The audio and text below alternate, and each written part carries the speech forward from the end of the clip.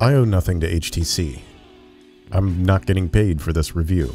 The comments I will make about this head strap are entirely genuine, and HTC had absolutely zero influence over my opinion. With that said, I hated this strap. After taking it out of the box, I was immediately disappointed by how cheap and brittle the plastic felt. When you're spending $100 on top of an $800 VR kit, you expect the build quality to be appropriate with the price tag.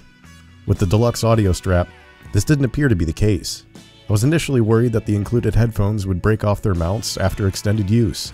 I was worried the squeaky tightening knob on the back of the unit would eventually give out or cause me to go insane.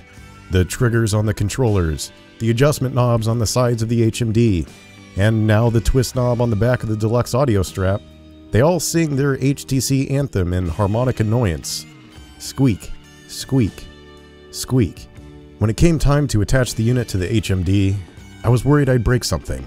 The included instructions weren't remotely clear on how to remove the old strap's bindings from the mounts on the side of the headset, so I had to search for how to do that on my own. For those as unsure as I was, you rotate the old strap's bindings about 90 degrees, either up or down, until they pop off on their own. Easy, once you actually know how to do it. The included booklet provided enough instruction on how to attach the deluxe strap to the Vive, but I again was worried I'd shear off the sides of my headset or break the new strap's connector. I'm sure there are a lot of people that won't have this issue, but for what I was given to work with, I was quite nervous during the installation procedure. All of these feelings of uncertainty over what I had just received kind of soured my initial impression about how the strap would perform.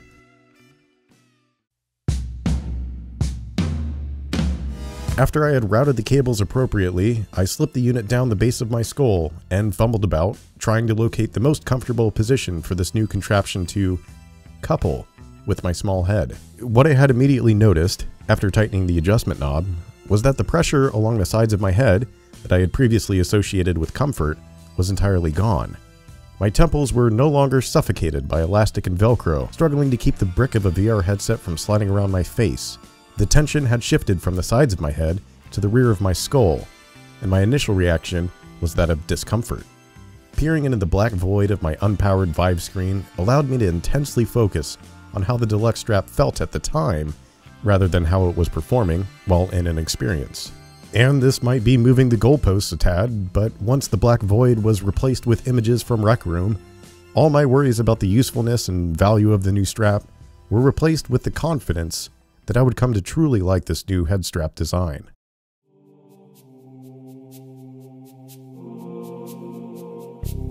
Fitting the new headset is as effortless as it could ever be. No longer do I need to shift cables to the top of the headset in order to create enough slack for Velcro strap adjustments.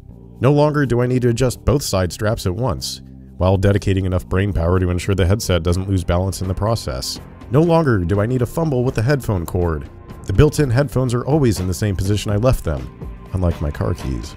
For the convenience of having everything just work, the deluxe audio strap excels with comfortable grace.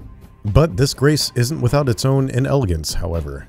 In order to achieve the most optimal experience with the strap, your 3-in-1 cable will need to be routed to the side in a built-in plastic cable runner, down the back, and through an attach-yourself Velcro tie that feeds between the removable foam and plastic hardshell. This is an embarrassing oversight and also entirely bullshit. A $100 product that comes with a cost-saving band-aid to achieve barely satisfactory results at tail cable management? Please. It looks awful, it feels cheap, and most people won't even bother putting it on the correct way either. I would appreciate if the rear knob were revised in a future version as well. Tightening the Vive down with a clockwise click is utterly satisfying and astonishingly simple, but the removal of the headset fitting doesn't just reverse the direction you need to turn the knob, it completely reverts all satisfaction you get from putting the unit on your head. There's no quick release, no pull knob to remove from friend's head, just a twist in the opposite direction until you can pry the thing off your skull. HTC, if you're going to take notes from the PSVR knob, you might want to make sure you finish writing them all down. Maybe this decision kept the cost down. I don't know, I'm not a manufacturer, but I feel as that's also something worth mentioning to those looking to buy the unit. The knob, built-in headphones, foam padding, and hard shell all add to the VR experience. There is enough flex in the plastic shell that this solution should better fit larger sized heads. The downside is that people with smaller sized brain cans might not have as enjoyable of a time with this new strap.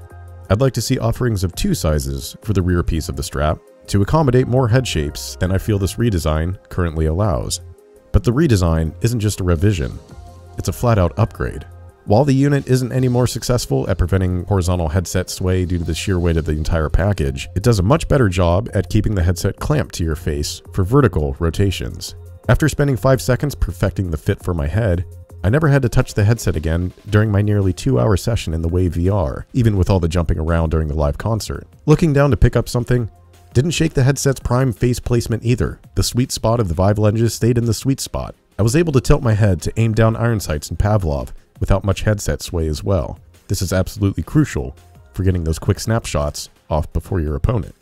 My ears never felt clamped down as prisoners to the Velcro and elastic dystopia they've known for the past year, but relished in plushy utopian comfort provided by the thin, yet surprisingly effective foam padding on the sides of the deluxe audio strap. The built-in headphones are worth keeping attached to keep those ears happy too. Removal of them means complete removal of convenience of having everything ready for use in one self-contained package. Sure, maybe they're not as impressive as your studio quality, flatter than the Desert Response Curve $1,500 cans, but they haven't made me reach for my AKG K240s either. I'm happy HTC made an upgrade to their previous strap. I'm not happy that they're charging $100 for it. These should absolutely be included in every future Vive purchase. It's a shame that I have to recommend people fork out this much money on top of an already expensive electronic, but you would be doing yourself a massive disservice by neglecting to pick one of these up. New owners, current owners, soon-to-be Vive owners, the comfort and convenience this provides is vital for additional VR enjoyment, and you absolutely owe this to yourself.